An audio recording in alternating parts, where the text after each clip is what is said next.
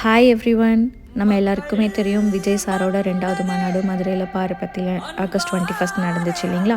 Even நானுமே அதில் கலந்துக்கிறதுக்காக மதுரைக்கு போயிருந்தேன். போலீஸ் அப்படி இப்படின்னு நிறைய செக்கிங் இருந்துச்சு. பட் இருந்தாலும் அவங்க ரொம்ப ஹெல்ப் பண்ணவும் செஞ்சாங்க, சும்மா சொல்லக்கூடாது.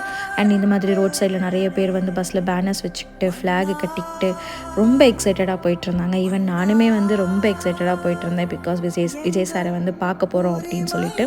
அண்ட் அந்த ரோட்டில் பார்த்திங்கன்னா அவ்வளோ வெயிலில் 2.5 கிலோமீட்டர்ஸ் நடந்து தான் போனோம் மாநாடுக்கு. பட் எல்லாருமே ரொம்ப எனர்ஜெட்டிக்காக, ரொம்ப ஃப்ரெண்ட்லியாக, ரொம்ப பேசிட்டு தான் அப்படி தான் போயிட்டுருந்தாங்க. அண்டு இன்னொரு விஷயம் பார்த்திங்கன்னா, அந்த ரோட்டில் அந்த ஃப்ளாக்ஸோட அவ்வளோ கூட்டத்தை பார்க்கும்போது ரொம்ப பிரம்மாண்டமாக இருந்துச்சுங்க.